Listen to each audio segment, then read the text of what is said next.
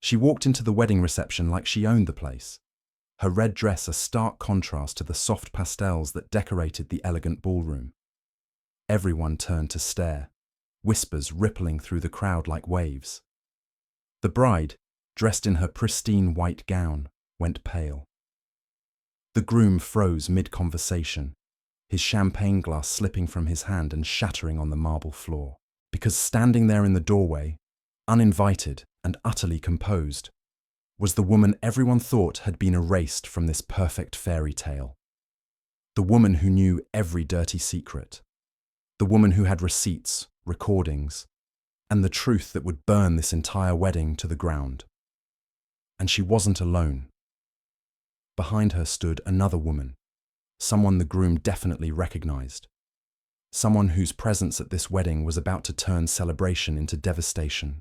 You are about to witness a story of betrayal, revenge, and the kind of justice that only comes when someone pushes you too far. The morning had started so perfectly for Jessica Torres. She stood in the bridal suite of the Grandview Hotel, the most expensive wedding venue in the city, surrounded by her bridesmaids who fussed over every detail of her appearance. Her dress was custom Vera Wang, her jewelry borrowed from her mother's collection, her makeup done by the same artist who worked with celebrities. Everything was perfect. Everything was exactly as she had planned. "I can't believe this day is finally here," Jessica said to her maid of honor, Brittany, who was adjusting the train of the wedding dress. 2 years of planning, and it's all coming together. Brittany smiled, though if Jessica had been paying attention, she would have noticed the smile didn't quite reach her eyes. "You deserve this, Jess. You and Daniel are going to be so happy." In another room, Daniel Park was getting ready with his groomsmen, all of them in matching tuxedos, drinking expensive whiskey and making jokes about married life. Daniel checked his reflection in the mirror, adjusting his bow tie for the 3rd time. He looked good. He looked like a man who had it all together. A successful career as a corporate attorney, a beautiful fiancée from a wealthy family, and a future that sparkled with promise. "You nervous, man?" his best man, Ryan, asked, clapping him on the shoulder. "Not even a little," Daniel said confidently. "This is the best decision I've ever made. Jessica is perfect. Her family connections are perfect. This whole thing is exactly what I've been working toward." Ryan raised an eyebrow. "Working toward? That's a weird way to talk about marrying the love of your life." Daniel laughed. "You know what I mean.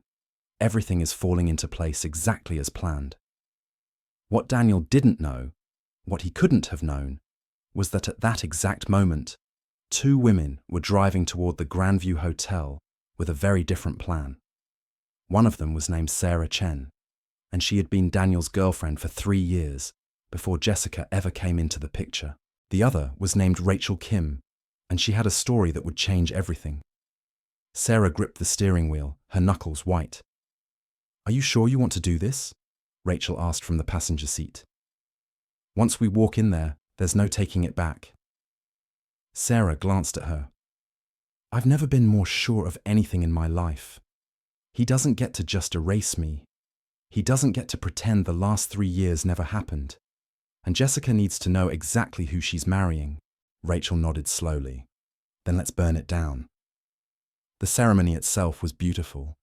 The ballroom had been transformed into a garden paradise with thousands of white roses, crystal chandeliers, and soft lighting that made everything glow. 300 guests sat in elegant chairs, watching as Jessica walked down the aisle on her father's arm, tears of joy streaming down her face. Daniel stood at the altar, looking like he'd won the lottery. The officiant spoke about love and commitment, about 2 souls finding each other, about the sacred bond of marriage. Daniel and Jessica exchanged vows that they'd written themselves, promising eternal love and devotion. Jessica's voice shook with emotion as she spoke. "Daniel, from the moment I met you, I knew you were the one. You make me laugh, you support my dreams, you've shown me what real love looks like. I promise to stand by your side through everything, to be your partner, your best friend, your wife, today and always." The audience awed appropriately. Daniel took her hands, looking deep into her eyes with an expression of perfect sincerity. Jessica, you are everything I've ever wanted. You're beautiful, kind, and you've made me a better man. I promise to love you, to cherish you, and to build an amazing life together. Nothing and no one will ever come between us." The officiant smiled. "If anyone has any reason why these two should not be wed, speak now or forever. Hold your peace." There was the traditional pause, that moment of silence that everyone expects but no one ever fills. Except this time. The doors at the back of the ballroom burst open with a crash that echoed through the space. Every head turned. Sarah stood there in her red dress, Rachel beside her in black, and both of them looked like they had come for war. "I object," Sarah said, her voice clear and strong, carrying to every corner of the room. The guests gasped collectively. Jessica's face went from joy to confusion to fury in the span of seconds. Daniel looked like he'd seen a ghost. "Sarah," he breathed, loud enough that the microphone picked it up. "Oh my God." Sarah walked down the aisle, her heels clicking on the marble floor, Rachel following close behind. She didn't look at the guests, didn't acknowledge the shocked whispers. She kept her eyes locked on Daniel. "Hi, Danny," Sarah said when she reached the altar. "Surprised to see me?" "Security," Jessica hissed, looking around frantically. "Someone call security." But Sarah held up a hand. "Before you have me thrown out, Jessica, you might want to hear what I have to say, because I think you deserve to know exactly who you're about to marry." Daniel stepped forward, his face red. "Sarah, this is insane. You need to leave. Now. This is my wedding." "Your wedding," Sarah repeated. "Right. To a woman you started dating while you were still with me, while you were living in my apartment, while I was paying half your law school loans." The gasps from the audience were louder now. Jessica turned to Daniel. "What is she talking about? Who is this woman?" Daniel's mouth opened and closed like a fish. She's no one. She's my ex. This is just, she's jealous, that's all. This is some pathetic attempt to ruin our day because she can't move on." Sarah laughed, but it wasn't a happy sound. "Can't move on? Danny, we broke up 4 months ago. 4 months.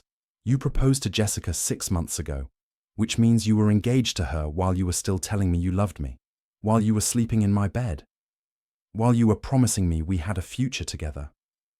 "That's a lie," Daniel shouted, but his voice cracked. "Jessica, don't listen to her.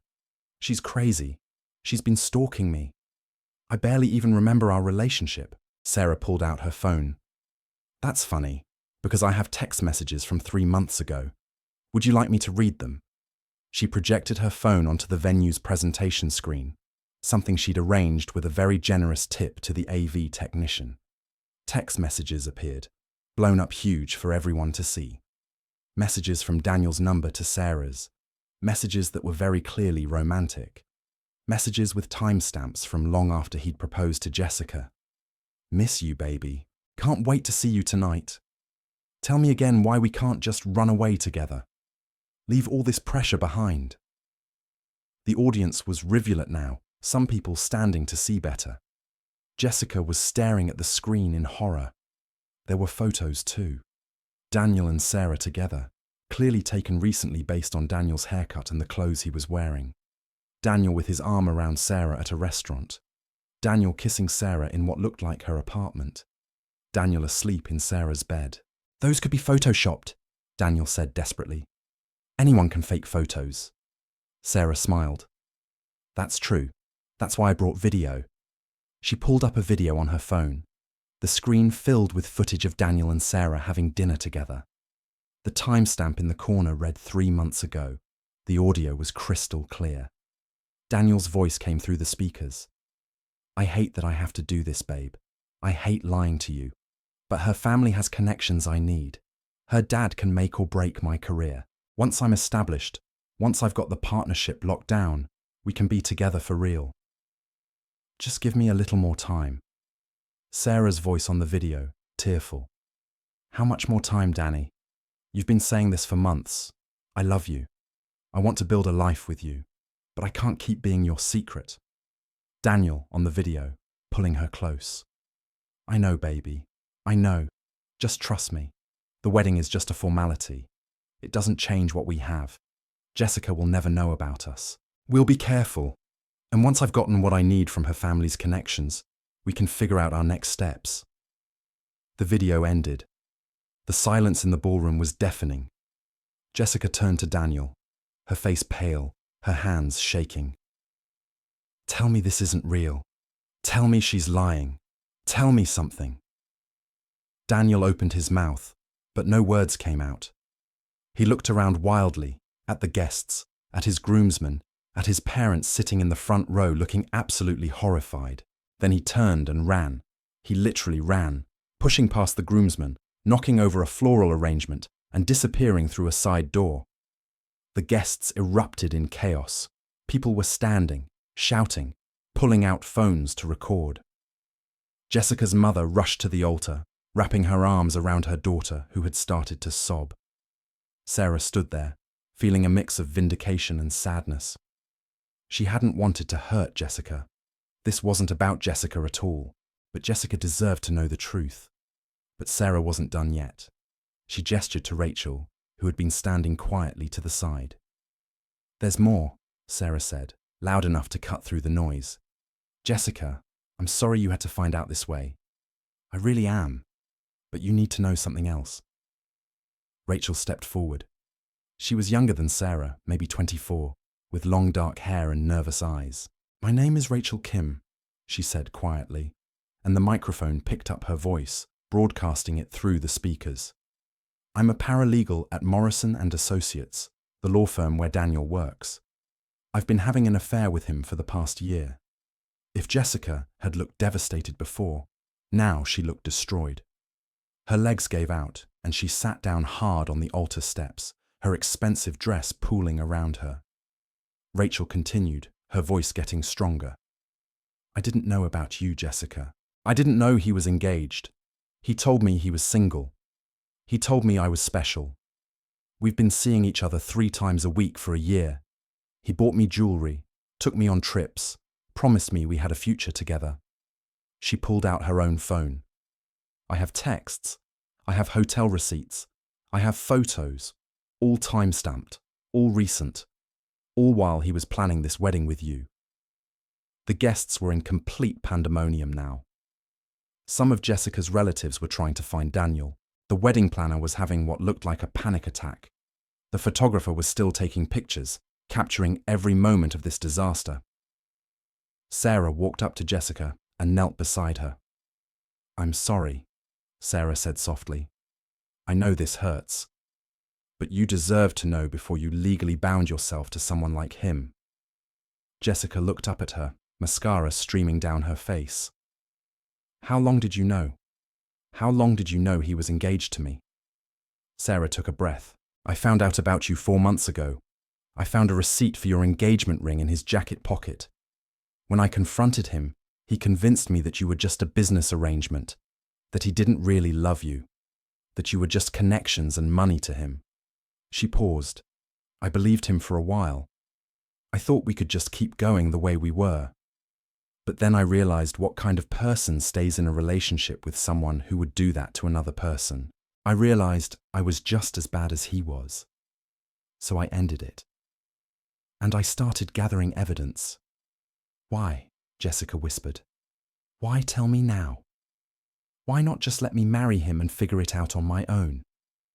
Because I met Rachel, Sarah said, gesturing to the younger woman. She reached out to me 2 weeks ago after she found my information in Daniel's phone. We talked. We compared notes.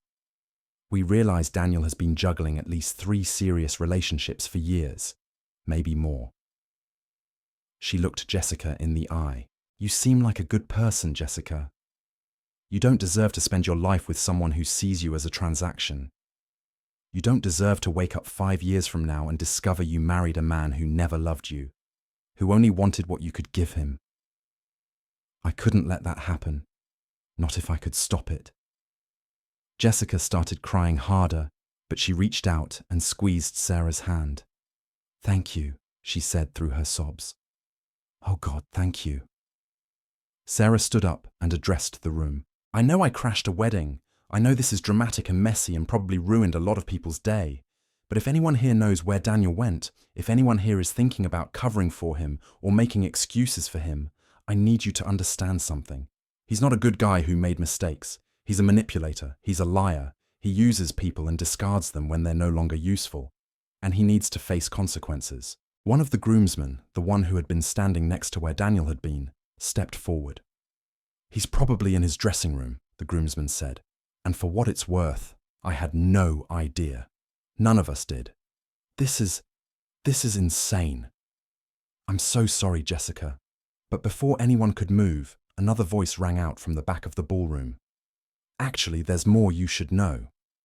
Everyone turned to see a woman in her 50s walking down the aisle. She was elegantly dressed, with perfectly styled blonde hair and an expression of grim determination. She looked familiar to many of the guests, but Jessica couldn't quite place her. Mum, Daniel's mother Patricia called out from the front row. What are you doing? The woman, whose name was Catherine Morrison, reached the altar and turned to address the crowd. My name is Catherine Morrison, and I'm the managing partner at Morrison & Associates, the law firm where Daniel works, or should I say, worked. She pulled out a folder from her handbag. I've been conducting an internal investigation for the past 3 weeks after multiple complaints were filed against Mr. Park. Complaints ranging from sexual harassment to misappropriation of client funds. The gasps from the audience were deafening now.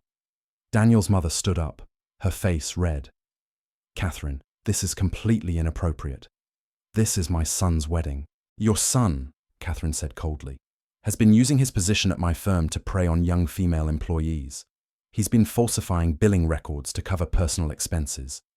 And he's been leaking confidential client information to competitors in exchange for kickbacks.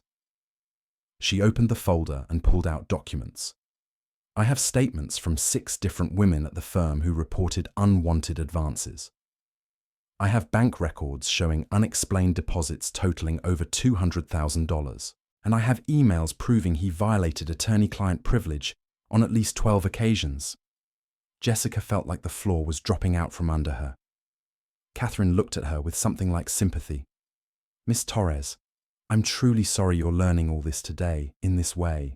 But when Miss Chen contacted me last week and told me what she'd discovered, I realized the wedding might be the only chance to stop him before he caused even more damage. Sarah stepped forward.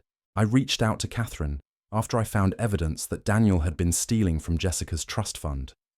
He had power of attorney for some of her financial matters, and he'd been systematically transferring money to offshore accounts. Jessica's hands flew to her mouth. My trust fund? How much? Catherine pulled out another set of documents. Approximately $3.7 million over the past 18 months. He's been very careful, moving small amounts at irregular intervals to avoid triggering automatic fraud alerts. But it's all documented here. Jessica's father exploded. That son of a bitch. I'll kill him. I'll actually kill him. Richard, calm down, Jessica's mother said, though she looked equally furious. Let's hear everything first. Catherine continued. The reason I'm telling you all this publicly, in front of witnesses, is because Daniel Park is a flight risk. He has a passport under a different name. He has accounts in the Cayman Islands and Switzerland, and he has a plane ticket to Buenos Aires scheduled for tomorrow morning. She looked around the room. If we'd waited, if we'd tried to handle this quietly through legal channels, he would have disappeared. This way, with 300 witnesses, he can't claim ignorance, he can't disappear, and he can't escape the consequences. Ryan, the best man, spoke up, his voice shaking. I need to say something. Everyone turned to look at him. He looked sick, guilty. I knew, Ryan said quietly. Not everything. But I knew he was cheating on Jessica. I knew about Sarah. He told me it was just a fling, that it didn't mean anything. He said Jessica would never find out and it wasn't hurting anyone. Ryan looked at Jessica, tears in his eyes. I should have told you. I should have said something. I'm so sorry. I thought I was being a good friend to him, but I was just helping him hurt you. Another groomsman spoke up. He borrowed $50,000 from me 6 months ago, said it was for a real estate investment. I never saw that money again. A woman in the audience stood. She looked to be in her early 30s, well-dressed and professional. I'm Amanda Chen, she said. I'm Sarah's sister. Daniel doesn't know this, but I'm also an FBI forensic accountant. When Sarah told me what she'd discovered, I did some digging. The offshore accounts Catherine mentioned? They're not just holding stolen money, they're being used to launder money for a real estate fraud scheme. Daniel has been selling properties that don't exist to foreign investors, collecting deposits, and then claiming the deals fell through due to regulatory issues. The investors lose their deposits. Daniel keeps the money. We're talking about fraud totaling over $8 million. The room erupted in chaos again. People were shouting, crying, pulling out phones to call lawyers and police.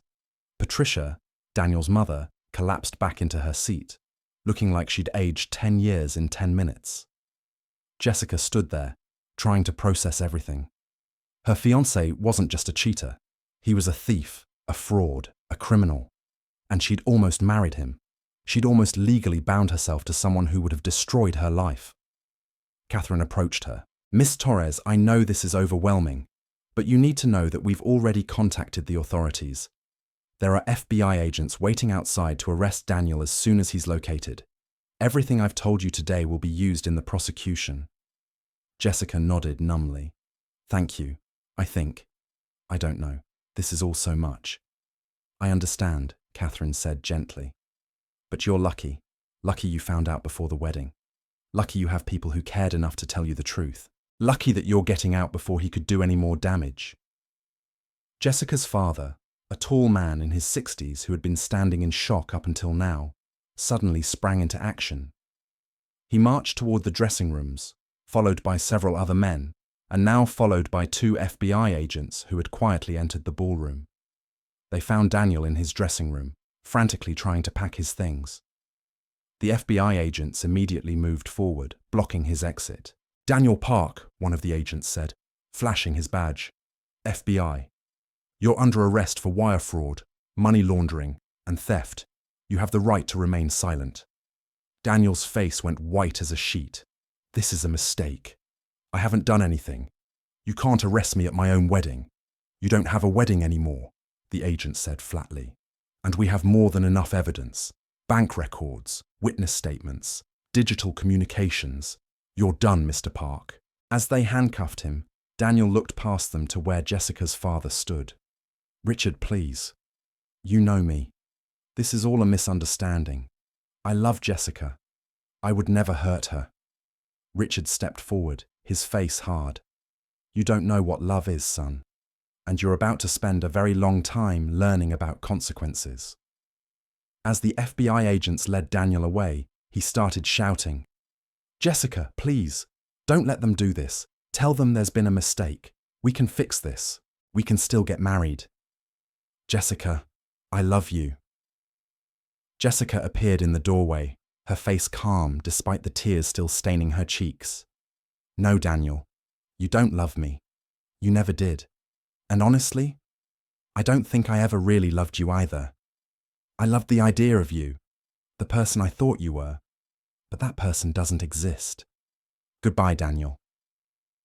She turned and walked away, and the sound of his shouting faded as the agents took him out of the building. Back in the ballroom, the guests were slowly processing everything that had happened. Some were in shock, some were angry, some were already on their phones spreading the news. Jessica's mother approached Catherine Morrison. Thank you, she said quietly. Thank you for caring enough to do this, even though it made a spectacle of the whole thing. Catherine nodded. I have a daughter about Jessica's age. If she were in this situation, I'd want someone to tell her the truth, no matter how painful.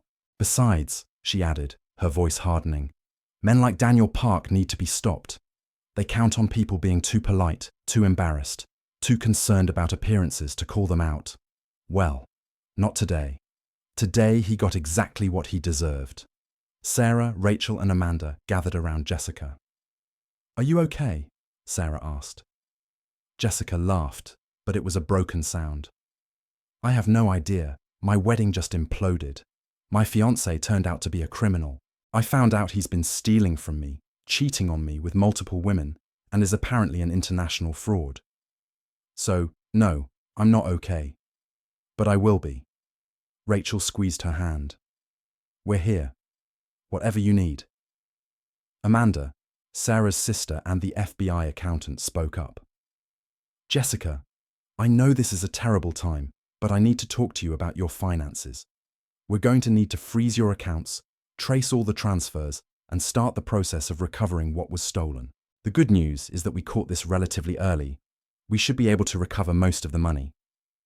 Jessica nodded wearily. Okay, whatever needs to be done. Do you have a good attorney? Amanda asked. Someone who specializes in financial crimes and asset recovery. Jessica thought for a moment, then looked at Catherine. Do you do this kind of work? Catherine smiled. I don't, but I know someone who does. The best in the city. I'll make a call right now and have her meet you tomorrow. Consider it my wedding gift.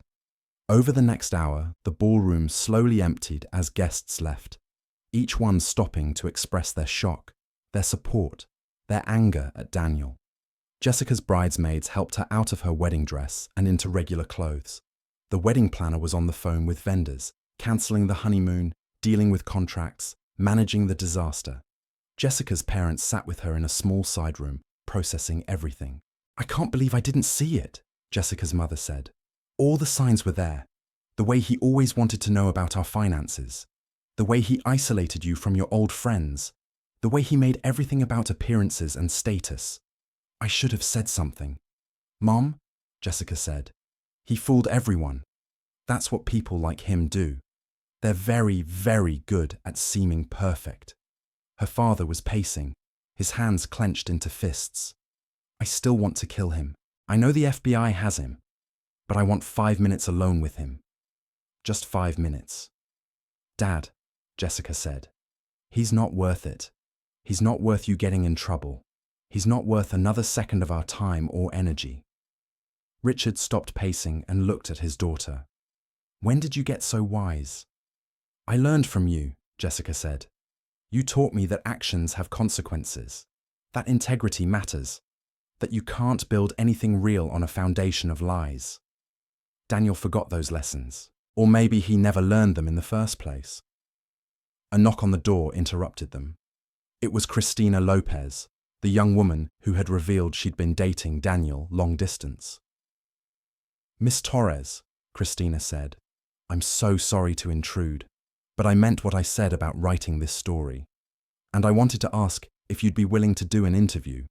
Not today, obviously, but when you're ready. Jessica considered. What angle are you going for? Christina sat down across from her. The truth, all of it. How predators like Daniel operate. How they target successful, intelligent women and make them doubt themselves. How they use charm and manipulation to get what they want. And how women fought back, warned each other, and stopped him. She pulled out her phone and showed Jessica some notes. I've been researching Daniel's background. He's done this before. At his last job, before he came to Morrison and Associates, there were complaints. A woman accused him of fraud, but the company settled quietly and made her sign an NDA. She couldn't warn anyone, so he just moved on and did it again. Jessica felt sick. How many women? Christina shook her head. I don't know yet, but I'm going to find out, and I'm going to tell their stories, with their permission. Because the only way to stop people like Daniel is to expose them, to make it so they can't just move on to the next victim. Jessica took a deep breath.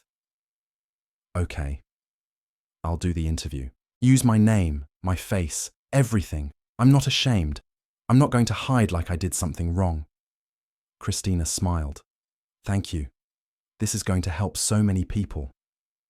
That evening, as the sun set over the city, Jessica stood on the balcony of her apartment, still wearing the clothes she'd changed into at the venue.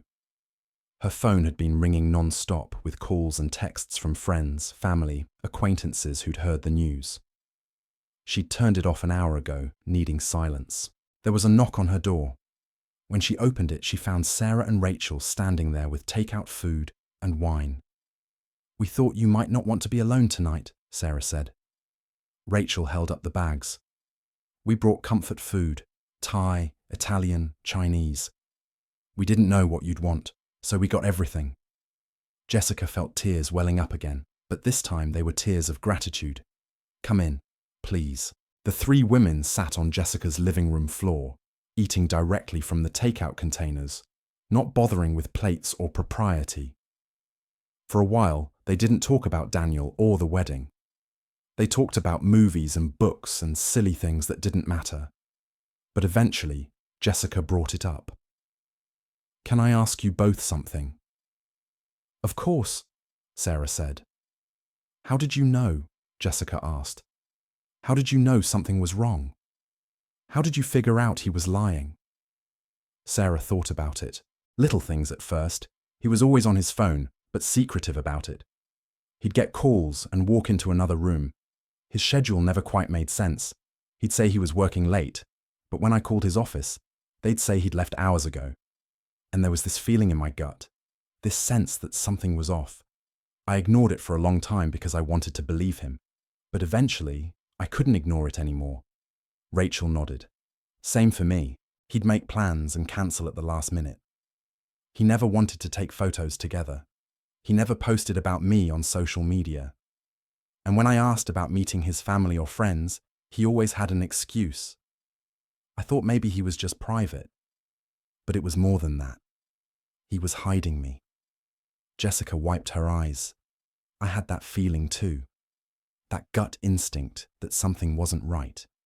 But every time I tried to bring it up, he'd make me feel crazy. He'd say I was being paranoid, that I was insecure, that I was pushing him away with my jealousy.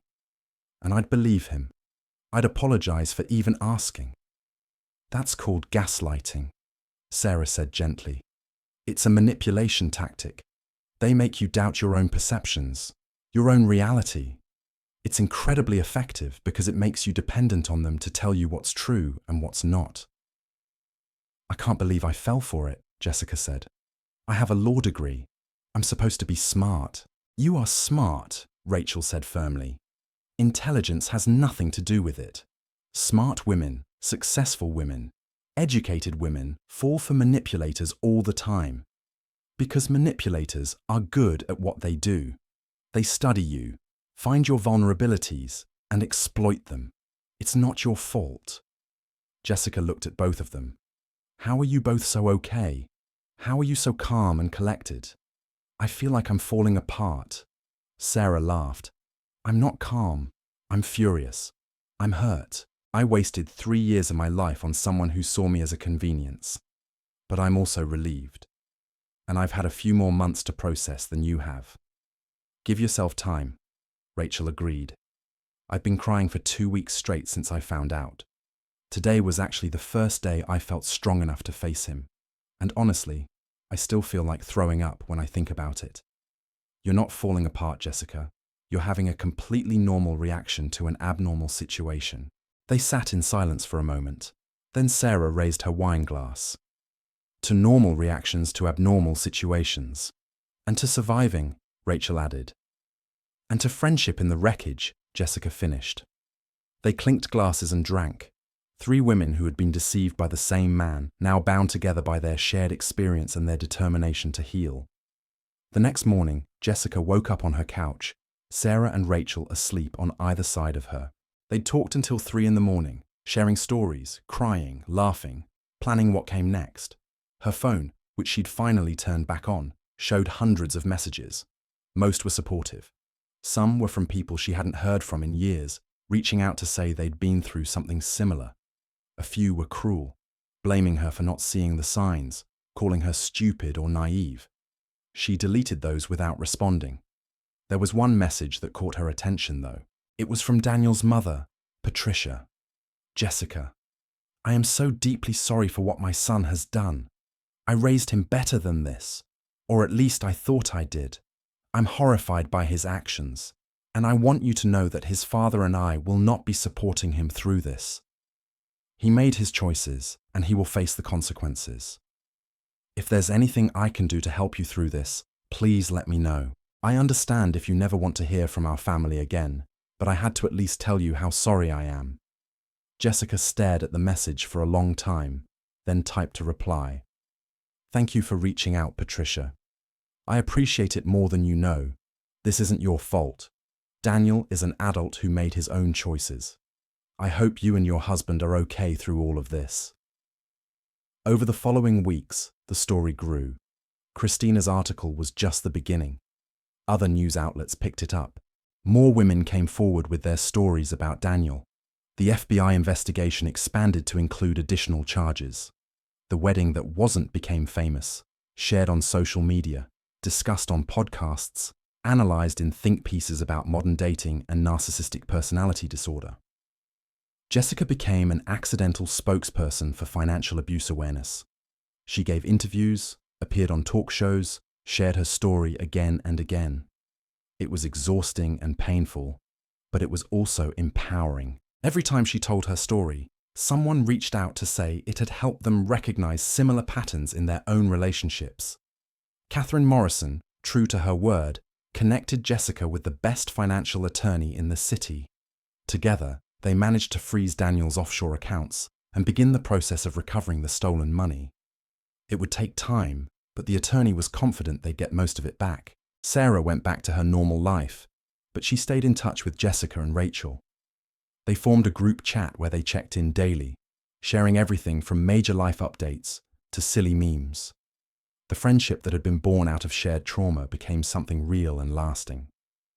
Rachel quit her job at Morrison & Associates and took Jessica up on the referral to her friend's law firm. She thrived in the new environment, finding mentors who supported her instead of trying to exploit her. And she started dating again, carefully but hopefully. Amanda Chen, the FBI accountant who had helped expose Daniel's crimes, became an unexpected friend to the group. She taught them about financial red flags, warning signs of fraud, how to protect themselves and their assets. She became their unofficial financial advisor and the fourth member of their circle. The guests were still there, milling around in confused groups, unsure whether to leave or stay. Jessica climbed back onto the altar, picking up the microphone. Her voice echoed through the speakers. I want to thank you all for coming today, she said, her voice surprisingly steady. I'm sorry you had to witness that disaster. I'm sorry I wasted your time with what turned out to be a farce of a wedding. But I'm not sorry it happened before I made the biggest mistake of my life. She looked around at the faces staring at her. I thought I knew what I wanted. I thought Daniel was perfect. I thought this wedding would be the beginning of my happily ever after. Turns out, I was wrong about all of it. She smiled, and it was genuine. But you know what? The food is already paid for. The bar is open. The band is here. So if you'd like to stay and celebrate, not a wedding, but a woman who just dodged a massive bullet, you're more than welcome. There was a moment of stunned silence, and then someone started clapping. Then another person joined in. Then the whole room erupted in applause. Sarah, still standing near the altar, approached Jessica. That was brave, she said. Jessica looked at her. So was coming here today. I know that couldn't have been easy. Sarah shrugged. He hurt us both. He hurt Rachel. Who knows how many other women? Someone had to stop him. They stood together for a moment. Two women who had been pitted against each other by the same man, now united in survival. Can I ask you something?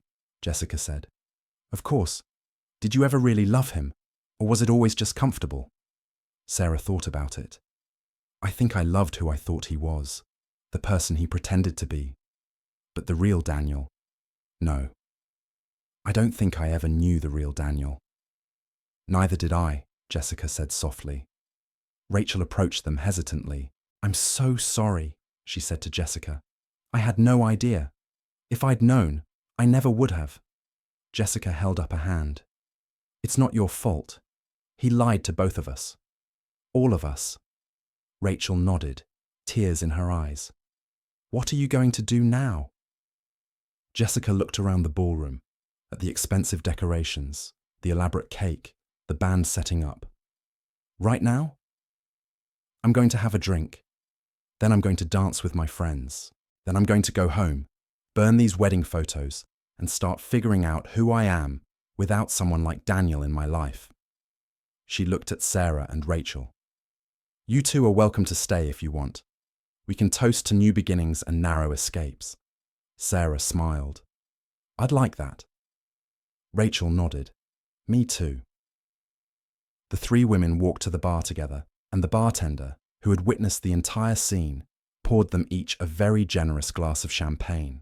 To the truth, Jessica said, raising her glass. To courage, Sarah added. To freedom, Rachel finished. They clinked glasses and drank, and around them, the wedding that wasn't began to transform into something else entirely. A celebration of survival, of truth, of women who refused to be deceived. Over the next few hours, something remarkable happened. The guests, rather than leaving in scandal-shocked groups, stayed. They ate the expensive catered food, they drank the premium alcohol, they danced to the live band, and they celebrated Jessica. Jessica's mother pulled her aside at one point. I'm so proud of you, she said, hugging her daughter tightly. I know this hurts. I know you're devastated, but you handled this with such grace. Thank you, Mum, Jessica said. I'm trying to hold it together. You don't have to, her mother said. You can fall apart later in private. Right now, just let yourself feel whatever you're feeling. The truth is, Jessica said, I'm not even sure what I'm feeling. Part of me is destroyed, part of me is relieved, part of me is furious, and part of me is just numb. Her mother nodded. That all makes sense. You just had your entire future ripped away. You're allowed to be a mess. Jessica laughed weakly. Good, because I'm definitely a mess. Meanwhile, at a table in the corner, Sarah and Rachel were talking, sharing their stories, finding common ground in their shared experience. He told me I was special, Rachel said. He told me he'd never felt this way about anyone before. He took me to this little Italian restaurant he said was our place. Sarah's eyes widened. Giovanni's, on 5th Street. Rachel nodded. Yes. How did you? He took me there too, Sarah said. Told me the exact same thing, that it was our special place. Rachel put her head in her hands. Oh my God. How many women did he do this to? Who knows, Sarah said. But at least we got out. At least we warned Jessica before it was too late. A young woman approached their table nervously. She looked to be in her early 20s, dressed in one of the elegant guest dresses.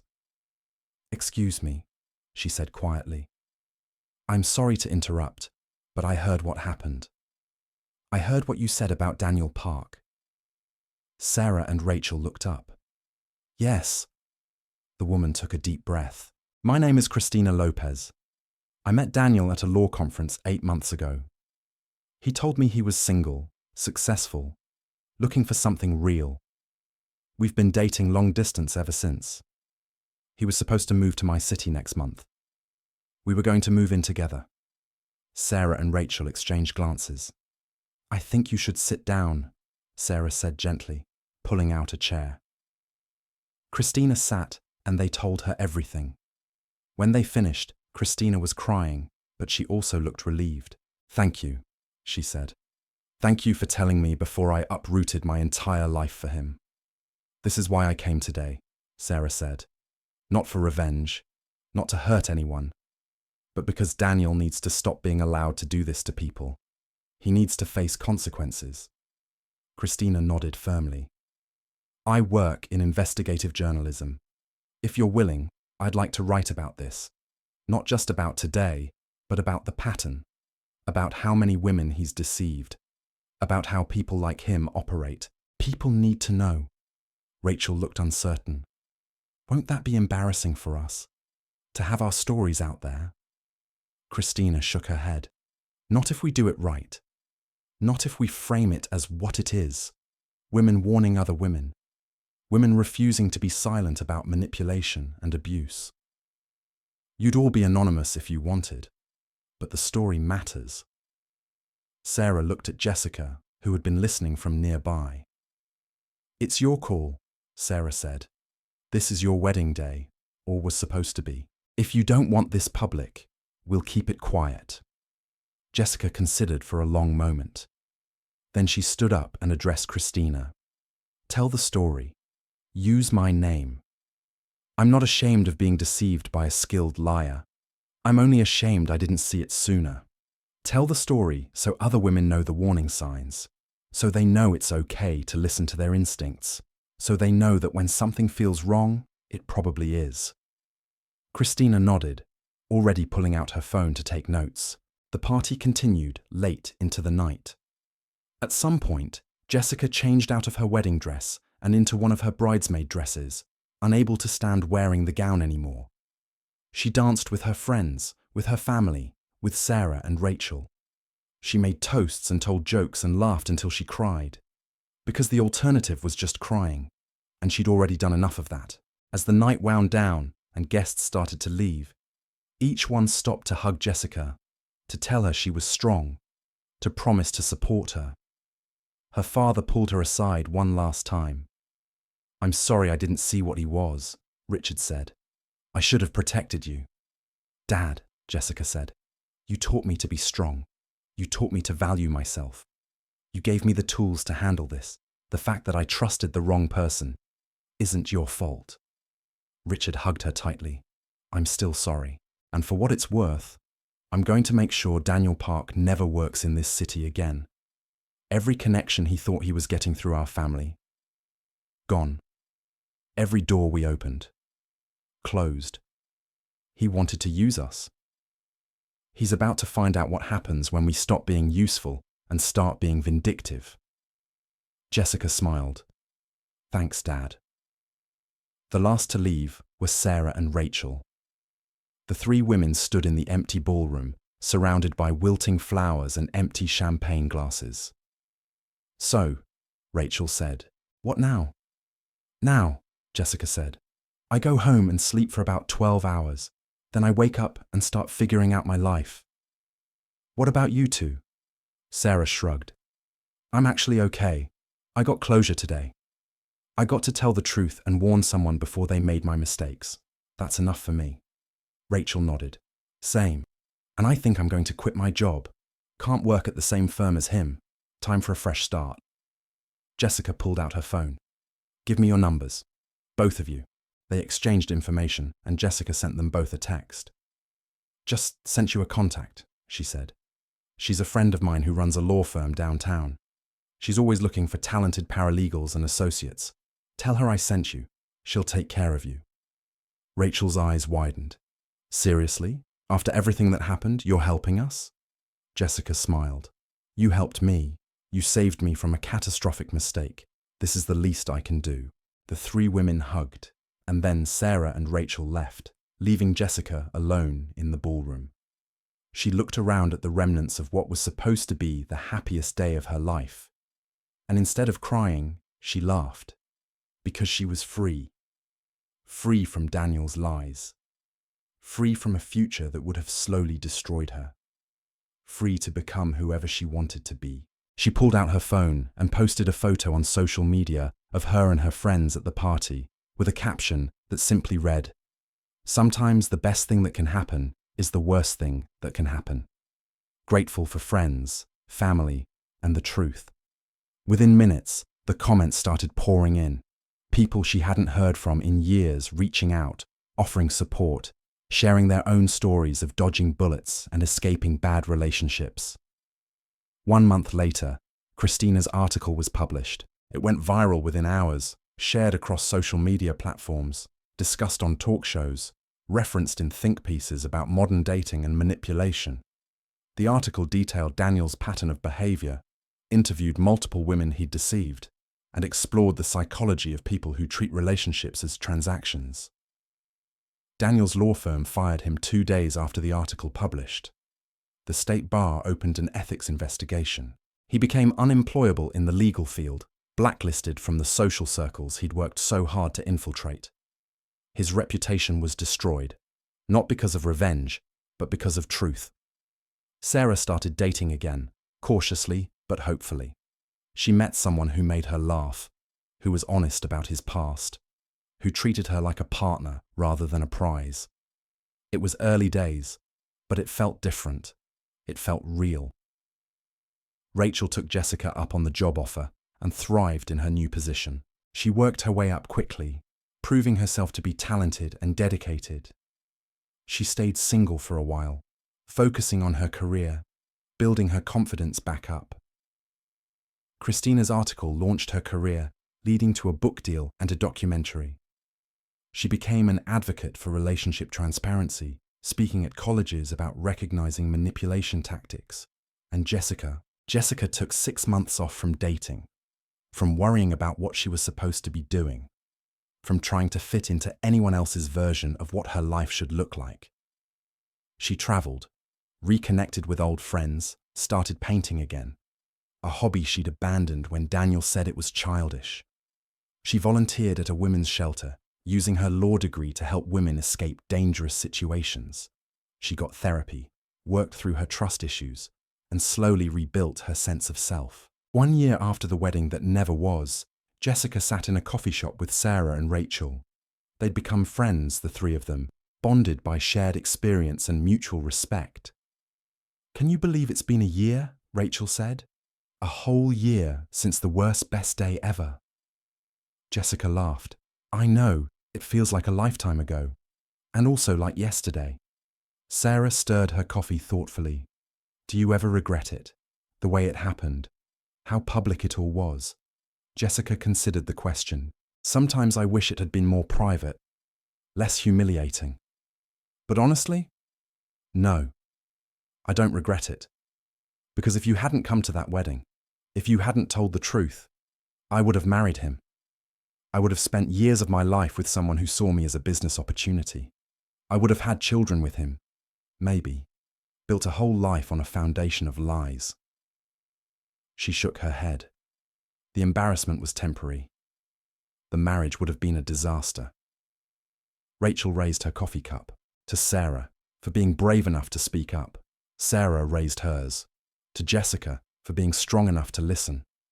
Jessica raised hers to all of us for surviving and thriving. They clinked cups and drank. 3 women who had been knocked down and had gotten back up. 3 women who had found friendship in the wreckage of deception. Later that evening, as Jessica walked home through the city streets, her phone buzzed with a text from an unknown number. It was Daniel. "Please," the text read, "can we talk? I know I messed up. I know I hurt you. But I've changed. I'm in therapy. I'm different now. I miss you. Can you give me another chance?" Jessica stared at the text for a long moment. Then she blocked the number, deleted the message, and kept walking. She didn't need closure from Daniel. She didn't need an apology or an explanation or a second chance. She had everything she needed already: herself, her truth, and the knowledge that she would never again settle for someone who treated her as anything less than the incredible person she was. The story of the wedding that wasn't became legend in their social circle. It was told at parties, referenced in conversations about relationships, used as a cautionary tale and an inspiration. Some people thought Sarah had been wrong to crash the wedding, but most people understood that sometimes the kindest thing you can do for someone is tell them a hard truth, even when it destroys everything they thought they wanted. Jessica never regretted calling off the wedding. She never looked back and wondered what if, because she knew, with absolute certainty, that the life she was building now, on her own terms, with honest people who valued her, was infinitely better than the lie she had almost committed to. And Daniel? Daniel moved to another city, tried to start over, tried to reinvent himself. But the internet is forever, and his story followed him. He learned eventually that you can't build a life on deception without it eventually collapsing. He learned that using people has consequences. He learned that women talk to each other, warn each other, protect each other. And he learned that the woman he thought was just a boring meal ticket had more strength and courage than he ever possessed. The final lesson came 2 years later, when Jessica saw him across a crowded restaurant. She was there with friends, laughing over dinner. He was alone, looking tired and small. Their eyes met across the room.